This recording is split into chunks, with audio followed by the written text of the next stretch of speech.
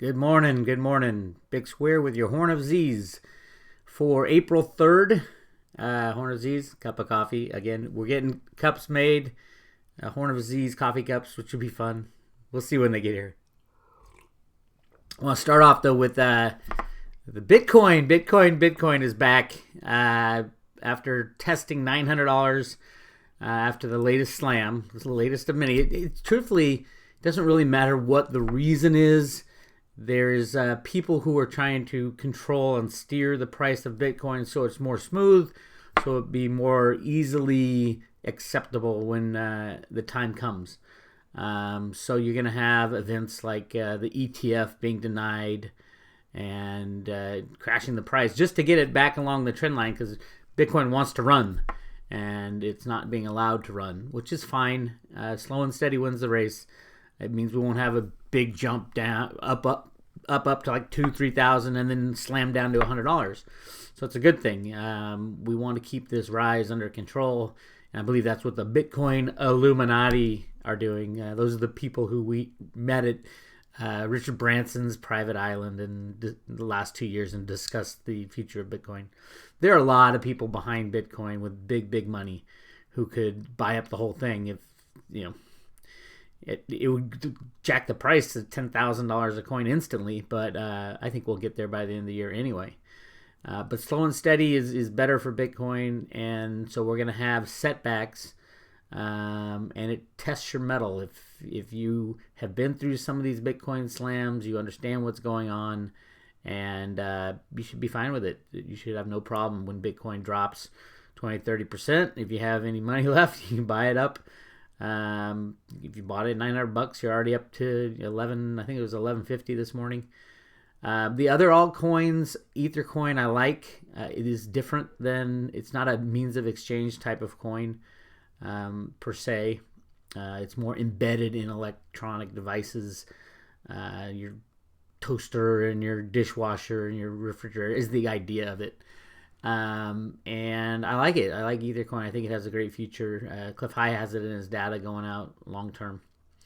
The other coins, not so much. I'm sure some will survive, and if you're smart enough or lucky enough to pick the right one, go for it. I think the current altcoin bubbles have begun to pop. Dash is already down, I think 40% from its high, and it will continue to fall. It was seen as the alternative to Bitcoin because the transactions are faster.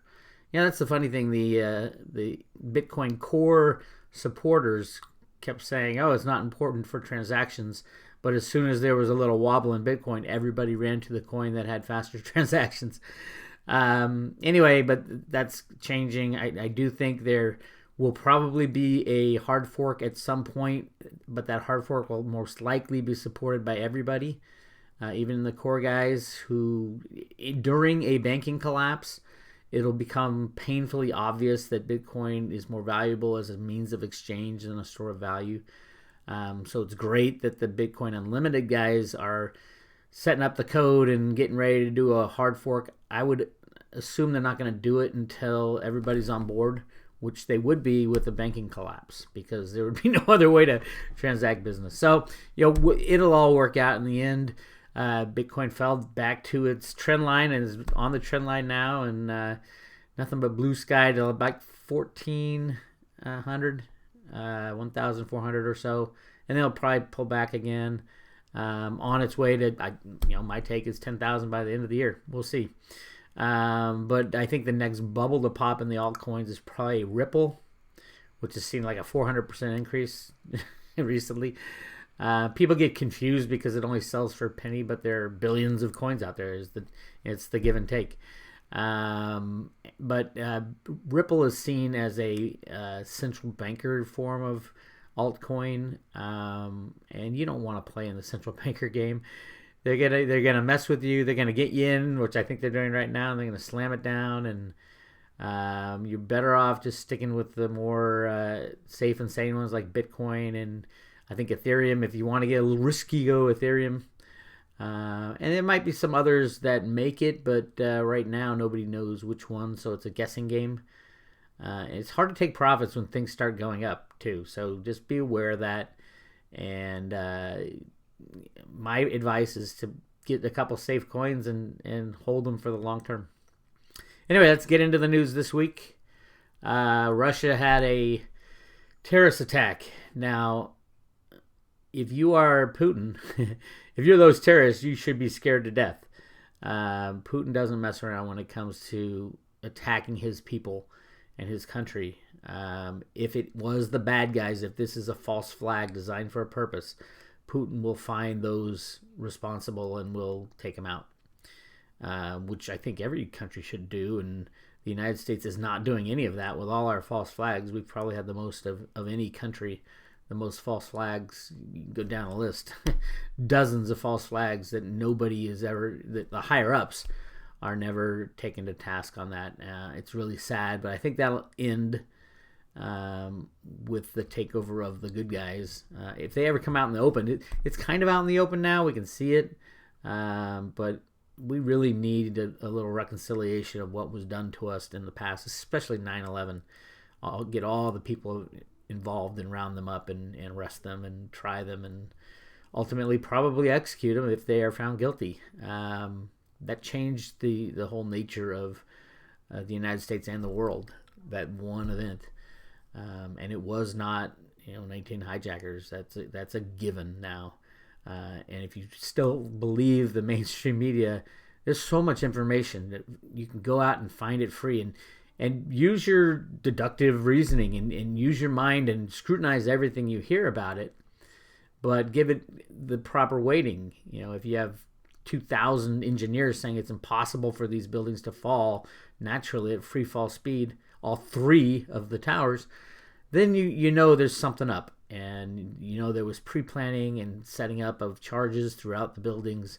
And the question is who did it, who had access, and then you could just go down that rabbit hole. And when you get there, it's pretty obvious. There's a report on my website, roadtoruta.com, called Collateral Damage. It breaks down who the main players were in 9/11. It was written by the Office of Naval Intelligence, I believe. The ONI, that's the exact spot they hit the Pentagon with the plane or bomb or missile. So check out that report. It gets down to the details of who was involved, the actual people. It has to do a lot even with the secret gold that was Yamashita's gold, and it's really good report, and it really breaks down who's who in that game. And I think there's 3 of them on the resources tab at roadtoruta.com. There's a lot of good stuff there too. Best and worst performing assets of the first quarter. Those people who think that the markets are freely traded need to ask yourself, can the U.S. government rig the markets? A lot of the gold and silver guys say, yeah, they can rig it, and they do rig it on occasion, but they can't rig it every day. Well, if they can rig it, if it's possible for them to rig it, they will do anything it takes to keep the system under control. And that means they can rig it every day, every single day. And just they could keep it within a bounds, not let it go too high or too low. If they want to bring it up, they'll bring it up. If they want to bring it down, they'll bring it down. That goes for anything that is traded on any exchange. It's unlimited amount of power when you have computers and derivatives. So, yeah, there's no such thing as the trend. They can't fight the trend. My friend David Morgan always says that with silver. I said, yes, they can, and they have since the 1960s. They can fake you into believing we're in a artificial bear market or bull market, but there is nothing limiting their power on steering asset prices in the stock market, in the bond market, and the commodities market. It is easy with computers and derivatives, and if they can do it, they will do it if they want to do it, if they choose to do it, and they can do it every day, every second, every trade, if they choose. Moving on. As quota compliance tumbles, is the end of OPEC near? Among the 10 members bound by production caps, compliance weakened to 89% of pledge reductions from 104%, raising the question, is OPEC, which has far exceeded the average life of cartels, on the brink of failure? OPEC was set up by Henry Kissinger in the early 1970s. He got together with Saudi Arabia. They made a deal. The Saudi Arabian royal family, not the people of Saudi Arabia. The deal was that Saudi Arabia and other people in OPEC would only sell oil in US dollars. And what that did, it created artificial demand for the US dollar. It enabled the United States to go off a gold standard. And it turned into what they call the petrodollar. No one's ever really described what the petrodollar is. What the petrodollar really was a secret agreement from Kissinger, and Alan Greenspan, I believe, was involved as well. To rig the price of oil, you needed cooperation. You needed, and to go off the gold standard, you needed artificial support for the U.S. dollar. So it was a law, unwritten law, that oil must be sold in U.S. dollars. Anybody trying to go off that law, like Saddam Hussein, would be taken out by the U.S. military, either overtly or covertly. And so the fact that OPEC is falling apart now is another sign that the good guys have taken over and things are about to change. Again, VIX tops 13, stocks catch down to hedge anxiety. Crazy stuff. It doesn't go up or it doesn't go down because of anything other than the computers in the basement of the Treasury. Tesla shares. Excuse me. Woo! I sneeze on Tesla. I like Tesla. I like the technology. I think it's massively overvalued. Tesla will get caught up in the oversupply of vehicles that is hitting the market now, both new, as dealers try to get rid of inventory with deals, and used cars coming off lease and people looking to get out of their contracts with the leasing companies because, one, they can buy a cheap used car now. There's so many used cars on the market, and there's going to be more and more great, really nice quality used cars. So Tesla will get caught up in that. And I don't know about that company. I think there's other things going on in the background of Tesla with the introduction of new technologies that I think they're kind of keeping hidden until it's time, and then they will start making, for example, floating cars. The flying cars that we see in the Jetsons. Those aren't decades away. Those are more like, once this technology is released, probably a year or two away. And Tesla would be in position to jump on top of that type of technology when it's made available to people of the United States and the world. And that's a lot of the stuff coming out of Antarctica, I think, has to do with these new technologies. Soft data slammed as manufacturing PMI plunges to 6-month lows. Bodes ill for the second quarter. That's the funny thing, things like the producer manufacturing index. Some data you can really rig easily. GDP, the data that comes directly from the government is easily rigged. You can rig the stock market, and you can pretend that everything's good. It's Larry Summers' behavioral economics. That's what he was a professor at Harvard. That's what he taught. Behavioral economics, which means if you pretend something is good, people will think it's good and go out and start spending, and it'll make it good. If you build it, they will come, type of thing. And it's easy to rig the government data because you control those numbers before they're released. The manufacturing data and ordering data and things like that, harder to rig because this is coming directly from the manufacturers. And when it shows that manufacturing PMI is dropping to 6-month lows, it says that industry is not really excited about what's going on. And they're preparing so that they don't load up on inventory coming into a soft patch in the economy. I think it would be more than a soft patch, but it's clearly breaking away from what's happening in the stock market. And that's a telltale sign, one of the many. Monday humor. Fed tired of waiting for inflation. Plans to give every household $1 million in cash. People. I love. This is like a couple days late for April Fools, but that's the reality. When you take yourself out of what you're taught every day in economics class and things like that, and something like that sounds so outrageous that they'd give everybody $1 million, but they can do it with the click of a mouse. They can do it. They give the banks trillions of dollars every day. So what's wrong with giving everybody in America $1 million? Yes, inflation would go through the roof, and all faith in the U.S. dollar would be lost. It should be lost already. And they can create money out of thin air. So yeah, I think that might be even part of the end game is have a banking crash, and they'll bail out the banks, but at the same time they'll flood the individuals in the United States with money. It would be hard to do because it's like who lives where. Do poor people who have no homes get the money, and how do you figure that out? And do babies get money? And would people all of a sudden be adopting kids left and right for $1 million a kid? A lot of problems with that, but it's the same thing. The U.S. Mint can print a $100 trillion silver coin and pay off all debt in the United States. I mean, when you take your mind out of the entrenched game, those are the kind of things that will happen at the end, and it'll be really interesting come this summer if those ideas are actually put forward to offset what the bankers are going to do to us, which is destroy the monetary system. Jared Kushner flies to Iraq with Joint Chiefs for ISIS strategy briefing. ISIS is a creation of the CIA. If you want to stop ISIS, go into the CIA and pull that department out and put them in jail.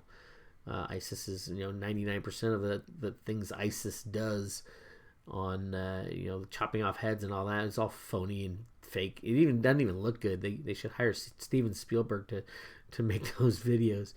But it's all done to keep us under control and keep the boogeyman out there. Because if it wasn't ISIS, who would we fight? Terrorism. It's hard to fight an ideology. But then again, you look at Europe, who has opened their borders to anybody and everybody, and the United States was doing that too. And the news media isn't reporting how bad it is.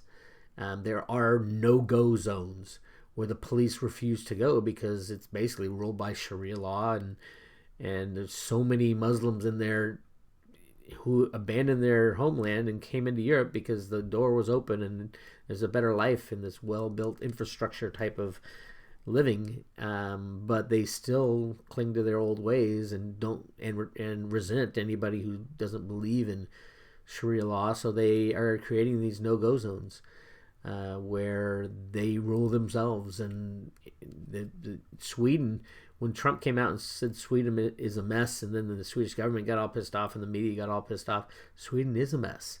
There are areas in Sweden, 55 I heard, that the police won't even go in. Even if they're chasing a criminal, they won't go in there because there's tens of thousands of people who are going to attack them and say, get out of my area. And this is it's starting to become known, but until the media is taken out, the propaganda media, the fake news guys, it won't see the light of day, and everybody will say, oh, you're xenophobe, you're afraid of foreigners, that's why you don't like these people in our country. No, we're trying to save our country, save our culture, save our nation, and it's all that has to do with the one world government gang. And this is how I fight that argument with people, is especially living in California, you got to fight the argument all the time. Is I say, well, do you believe in that one world government type philosophy of the Illuminati? And they're like, no, I don't believe in that. No. But this is different. They say this is just helping people. These are refugees. These are women and children. Well, if you look at the one world government, what is their idea? Their idea is to have one world government. One nation, or not even a nation, one conglomerate controlled by a very few upper elite. And to do that, you have to break down nationalism, break down culturalism, break down society's norms. And that's why Obama opened the border to tens of thousands, if not hundreds of thousands of people who are in this country illegally, and millions. I mean, we are in the millions. And it's not just the Mexican illegal immigrants that came looking for work. He opened the border he was flying people in, unbeknownst to the population. So yeah, we're in trouble, and we have a lot of fighting to do in the future, but Europe is doing it openly and just completely destroying the European countries. And it'll be hard to get back to normal, to get back to nationalism, to get back to some sense of culture within Sweden and Germany and France and all these countries that are allowing people in. It'll be hard to get them out because it'll most likely be a war to get them out if you're trying to get them out, or you're just gonna have to bail, like a lot of people, rich people in Germany, are bailing to South America because they say they see no end in sight, and their wives have to go out with guns in their handguns in their purses now because they don't know when they're going to get assaulted, and they're going to fight back. And I've heard this story many times from people I deal with over in Europe, that it is getting so bad that they have to carry guns, and guns are not really loved out there in Europe and in England and things like that, like they are in the U.S. Anybody can go get a gun practically, and ultimately that will be the savior of the United States, is that everybody's armed, or getting there. The Democrats are arming themselves now. It was the Republicans when Obama was talking about take away guns. Now the Democrats are starting to arm themselves, which is good. I think everybody should be armed. If everybody had a gun, there would be a lot less violence, because there would be no mass violence. They'd be taken out instantly because everybody had a gun. But there'd be a lot less violence, I believe. And yeah, you're going to have your crazies every once in a while who will bring a gun somewhere. But if everybody was armed, you take out the crazy one, and that's one less crazy person. Much more simple than in reality. But if you give up your guns, you give up all your power, and you give it to the state, and they love it to take the guns away and assimilate the population to their whim and rule, which we were close to under Obama and Bush and Clinton and the whole gang there. It was bad news, and hopefully Trump can kick these people out, or at least expose them. If not, the WikiLeaks documents might do a lot of the exposing, which would be great.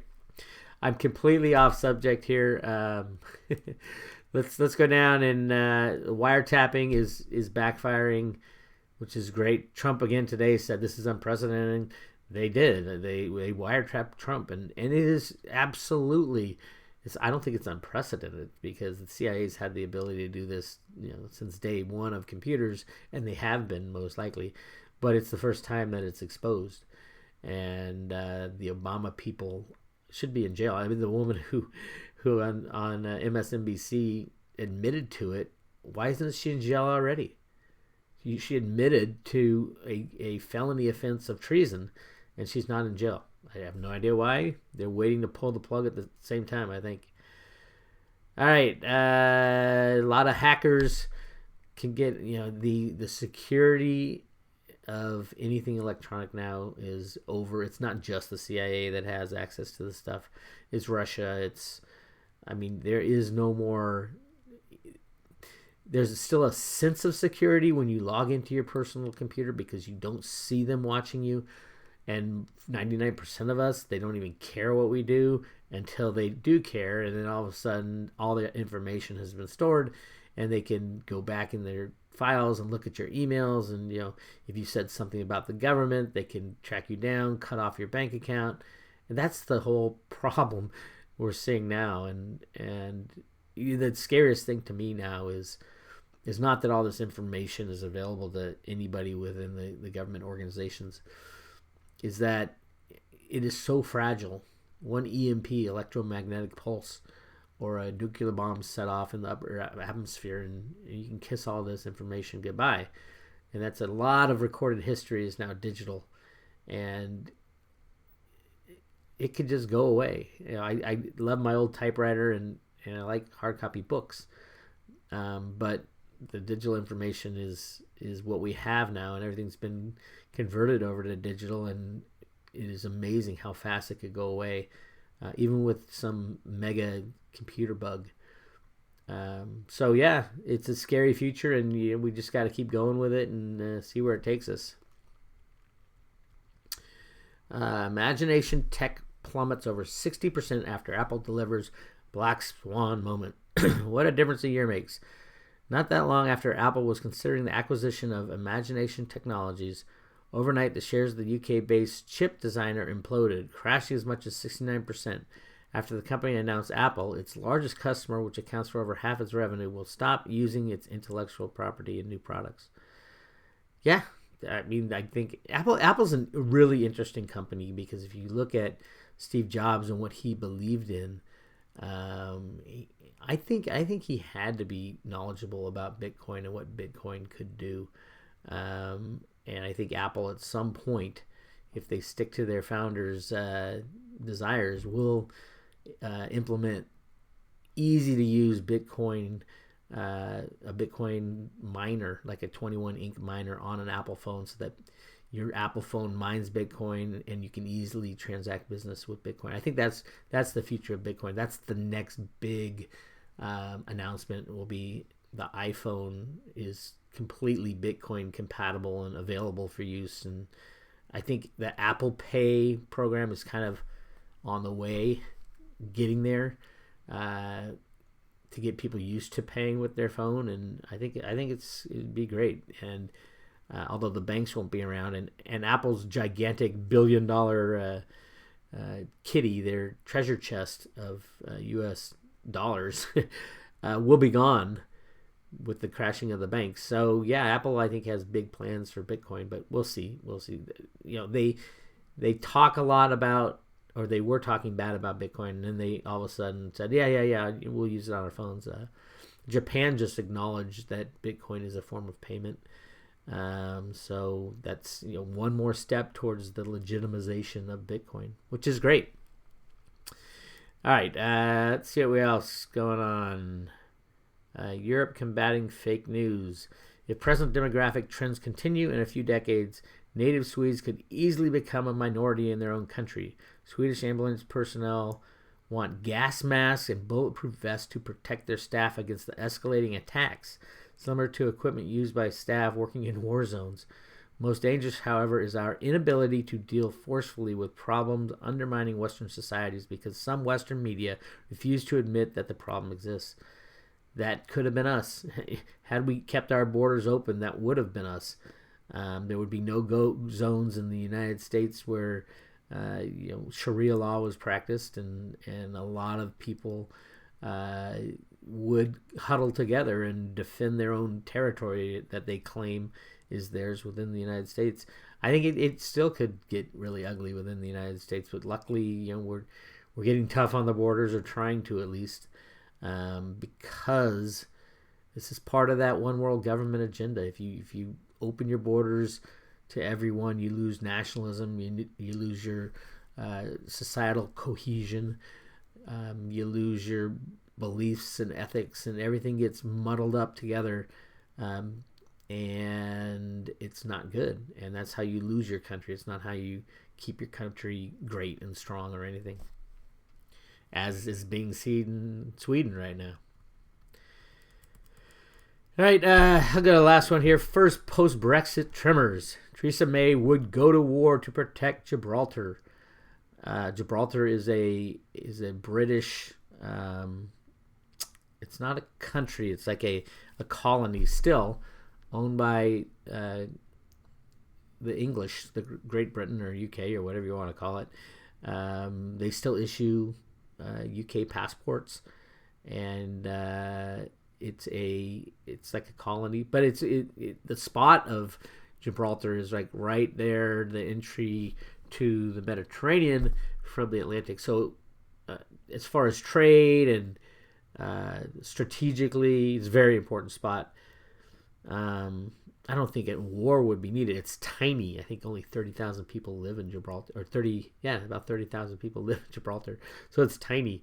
I know that because my son's going to go to play soccer in Spain down there near Gibraltar, and he has an English passport. So if he gets in any trouble in Spain and needs to get out of the Euro, he just has to drive 60 miles to get to a little sanctuary of the UK in Gibraltar. Anyway, the world is changing. We need to change with it. Grab yourself some Bitcoin if you can. Silver is still the number one, should be number one in your portfolio out of anything else. Physical silver in your own possession. The moment silver is released from this insane rigging, which I think could be very soon. I'm doing a lot of analysis on the 2.75 billion ounces of physical silver that came out of the Manhattan Project in the early 90s. And the numbers are kind of coming out to, we're right around the end of that silver. It's hard to tell exactly. how much is gone and how much is left to rig the markets. But again, it doesn't take physical silver to rig the markets, but it helps our cause if silver runs dry and the markets still show the price being held down, because it will shine a spotlight on the market rigging and get even more people into physical instead of the electronic silver game. Anyway, this is Bix Weir, roadtoroota.com. Don't forget to subscribe. I'll post things just randomly on YouTube, so make sure you subscribe to YouTube.